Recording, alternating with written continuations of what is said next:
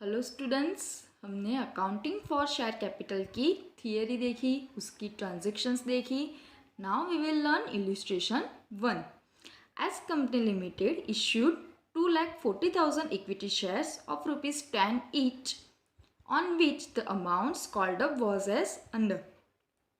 As company limited है, कितने share issued कर रही है? 2,40,000. कितने रुपीज़ के? 10 रुपीज़ के. And amounts called up was as under, यानी कि कंपनी ने इंस्टॉलमेंट रखे हैं. 10 रुपीज़ एक साथ नहीं मंगवा रही है. So on application 3 rupees per share, on allotment 3 rupees per share, on first call 2 rupees per share and on final call 2 rupees per share. 3 + 3 + 2 + 2 हो गए 10 रुपीज़, यानी कि 4 इंस्टॉलमेंट में कंपनी पैसे मंगवा रही है. So pass journal entries in the books of company. Now हम देखेंगे कि कंपनी अपने अकाउंटिंग बुक्स में कैसे एंट्री लिखेंगी. अब हम एंट्रीज देख लेते हैं. फर्स्ट एंट्री हमारी क्या होगी?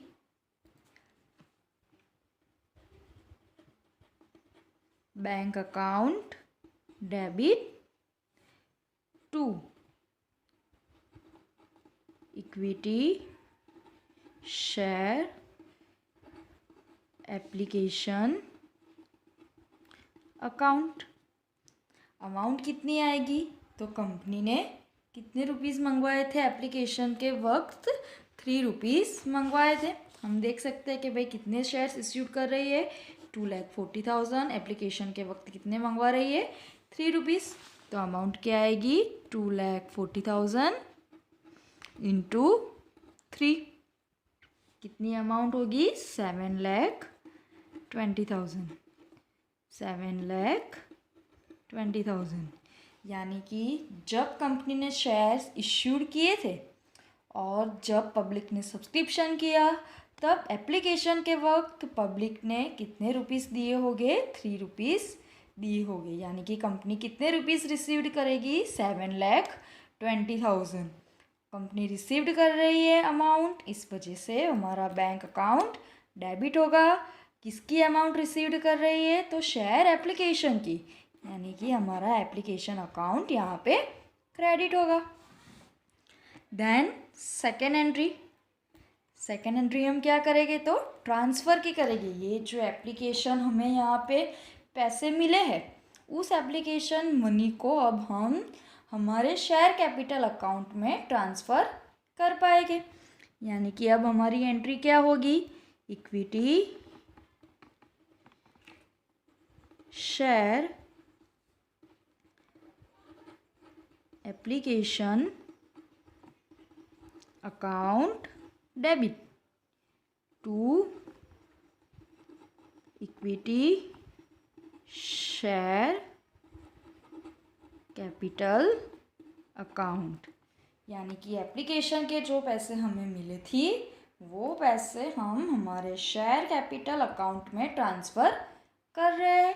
कितनी अमाउंट ट्रांसफ़र होगी? तो भाई 7,20,000 जो हमने एप्लीकेशन के वक्त रिसीव्ड की थी, वो amount 7,20,000.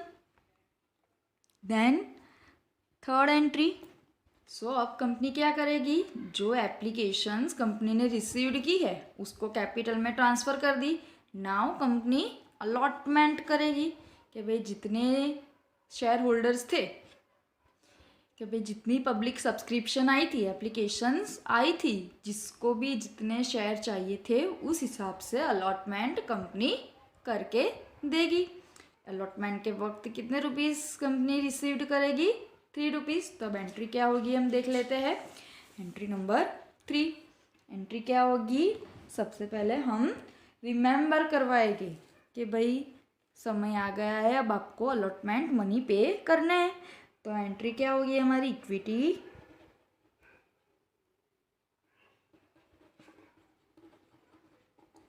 Share allotment account debit to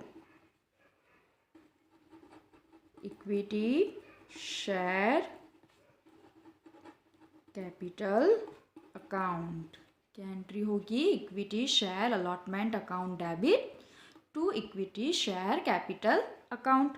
अब अमाउंट की कितनी आएगी? 2,40,000 शेयर्स के लिए आएगी अमाउंट। कितने रुपीस कंपनी मंगवा रही है अलॉटमेंट के समय? 3 रुपीस, यानी कि 7,20,000 अमाउंट यहाँ पे कंपनी को मिलनी चाहिए। ओके, कंपनी ने ये रिमेंबर की एंट्री की, सारे जो पब्लिक ऑफरिंग थी, सब्सक्रिप्शन था, उनको अलॉट कर दिया। अब कंपनी अलॉटमेंट मनी मंगवा रही है, तो कंपनी मनी रिसीव्ड करेगी। तो भाई क्या एंट्री होगी? 4th नंबर की। फिर से कंपनी रिसीव्ड कर रही है, यानी हमारा बैंक अकाउंट क्या आएगा? डेबिट आएगा। किसके पैसे रिसीव्ड कर रही है? तो अलॉटमेंट के। तो टू अलॉटमेंट अकाउंट। कितनी अमाउंट रिसीव्ड करेगी कंपनी बैंक में? 7,20,000। यानी कंपनी ने जो अलॉटमेंट मनी रिसीव्ड किए वो बैंक में आ गए हैं। देन अब फर्स्ट कॉल आएगा। फर्स्ट कॉल कंपनी रिमेंबर करवाएगी शेयर होल्डर्स को। भाई फर्स्ट कॉल पे कितने रुपीस मंगवाए हैं? 2 रुपीस मंगवाए हैं। तो अब क्या एंट्री होगी? पहले जैसे हमने अलॉटमेंट के समय एंट्री दी थी, वैसी एंट्री अब यहाँ पे भी होगी। इक्विटी शेयर हम आए हैं 5th नंबर की entry. Equity share first call account debit to equity share capital account. कितने शेयर इश्यूड किए कंपनी ने? 2,40,000। कितनी अमाउंट मंगवाई थी? फर्स्ट कॉल के समय 2 रुपीस मंगवाए थे। 2 रुपीस मंगवाए थे, यानी कि कितनी अमाउंट कंपनी को मिलनी चाहिए फर्स्ट कॉल के समय? 4,80,000। कितनी अमाउंट मिलेगी कंपनी को? 4,80,000। अब जब कंपनी रिसीव्ड करेगी अमाउंट, तो क्या एंट्री होगी? 6 नंबर पे एंट्री करेंगे हम। क्या एंट्री आएगी हमारी? Again bank account debit. किसकी अमाउंट रिसीव्ड करेगी कंपनी अब? फर्स्ट कॉल की, शेयर फर्स्ट कॉल की। तो to equity share first call account. कितने रुपीस रिसीव करने वाली है कंपनी? 4,80,000। 4,80,000। देन फाइनल कॉल भी दिया है हमको। कितने दिए फाइनल कॉल में हमको कंपनी ने? फाइनल कॉल पे कंपनी मंगवा रही है। देन फाइनल कॉल भी दिया है कंपनी ने। फाइनल कॉल पे कितने रुपीस मंगवा रही है? फाइनल कॉल पे 2 रुपीस मंगवा रही है कंपनी। तो क्या एंट्री होगी इस पे? 7 नंबर की एंट्री क्या आएगी? Equity share final call account debit होगा टू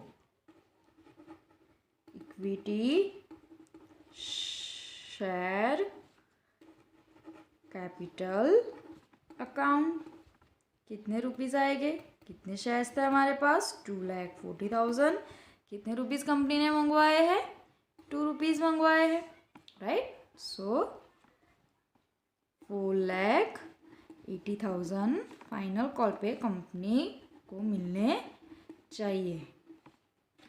सो जब कंपनी ये रिसीव्ड करेगी, हमारी लास्ट एंट्री, जब company final call amount receive करेगी तब अगेन बैंक अकाउंट डेबिट होगा, क्योंकि फाइनल कॉल की अमाउंट भी हमारे बैंक में ही डेबिट होने वाली है।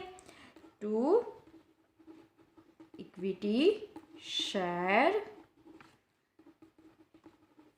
फाइनल कॉल अकाउंट, कितनी अमाउंट कंपनी रिसीव्ड करेगी? तो 4,80,000।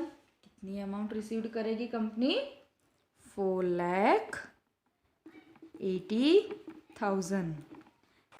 कि कंपनी को कितनी कैपिटल की रिक्वायरमेंट थी? तो अगर हम बैंक अकाउंट की एंट्री देखें 7,20,000 प्लस 7,20,000 प्लस 4,80,000 प्लस 4,80,000, यानी कि कंपनी को जो 24 लाख रिक्वायरमेंट थी वो कंपनी ने रिसीव्ड कर ली है। तो ये हमने इल्यूस्ट्रेशन 1 कंप्लीट किया। Thank you.